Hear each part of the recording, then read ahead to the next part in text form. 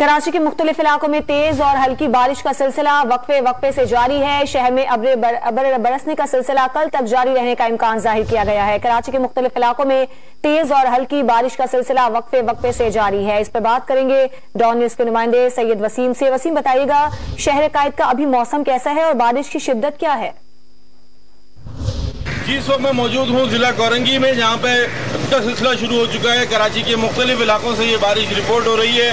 इसी के साथ साथ जो महकमा मौसमियात की पेशगोई थी वो भी यही थी कि समंदरी तूफान का तो खतरा टल चुका है, लेकिन उसके पेश नज़र कराची समेत सिंध के मुख्तलिफ अजला के अंदर बारिशों की हल्की और तेज़ बारिश की पेशगोई की गई थी महकमियात की जानिब से।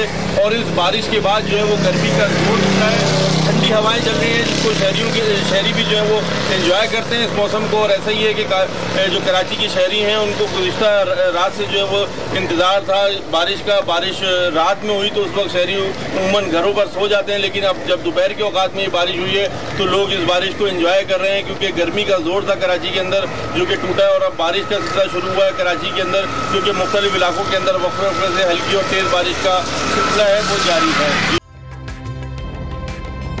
ताज़ा तरीन वीडियोस के लिए हमारा चैनल सब्सक्राइब करके बेल आइकॉन प्रेस करें ताकि आपको मिले हर अपडेट सबसे पहले।